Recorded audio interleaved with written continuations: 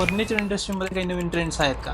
तर जसं मी तुम्हाला सांगितलं, की 2012 साली आम्ही जेव्हा व्यवसाय चालू केला होता, आमचा जो मेजर बिझनेस होता, तो मॅरेज पॅकेजेस होता. त्यानंतर 2020 साली जेव्हा कोविड आला, कोविडने पूर्ण व्यवसायाची दिशा आमच्या बदलून टाकली. वर्क फ्रॉम होम आलं. प्रत्येक घरी टेबल आणि खुर्ची कंपल्सरी झाली, जी बरोबर. यापूर्वी कधी आपल्याकडे पाहायला मिळत खरं. नव्हती. कोविड नंतर लोकं लाईफस्टाईलवर खर्च करायला लागले. बरोबर.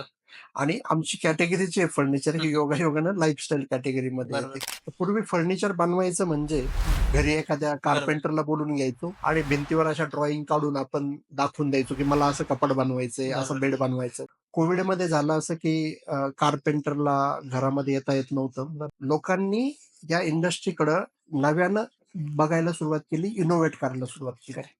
आणि त्यातूनच एक नवीन संकल्पना जन्माला आली. नवीन म्हणण्यापेक्षा ही संकल्पना खूप जुनीच आहे.